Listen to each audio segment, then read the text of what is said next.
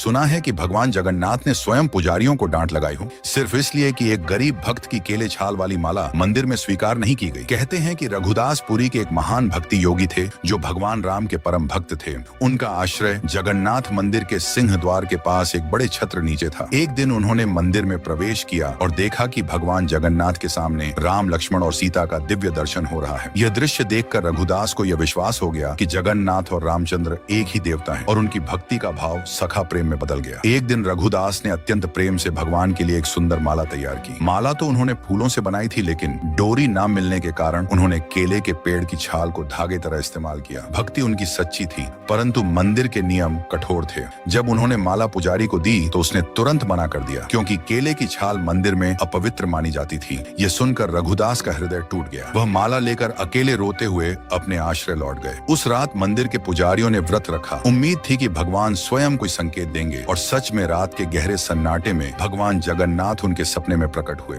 भगवान ने कठोर स्वर में कहा, तुमने रघुदास की माला ठुकराकर उसकी भक्ति का अपमान किया है। वह माला मेरे लिए सबसे प्रिय है, क्योंकि वह प्रेम से बनी थी, न कि नियमों से। वह इस समय घर में बैठा रो रहा है, भूखा प्यासा। जब तक उसकी माला मेरे गले में नहीं चढ़ाई जाती, तब तक मैं कोई पूजा स्वीकार नहीं करूंगा। सुबह होते ही पुजारी भागते हुए रघुदास के पास पहुंचे, उनके चरणों में गिरकर क्षमा मांगी और प्रेम पूर्वक माला मंदिर ले गए। जब वही माला जगन्नाथ के गले में अर्पित की गई, कहते हैं कि पूरे गर्भगृह में एक अद्भुत सुगंध और दिव्य प्रकाश फैल गया, मानो स्वयं भगवान ने अपनी प्रसन्नता प्रकट की हो। जगन्नाथ वही भगवान है जो सबसे पहले अपने छोटे भक्त मित्र के आंसू पोंछते हैं। इसलिए कमेंट में जरूर लिखना, जय जगन्नाथ।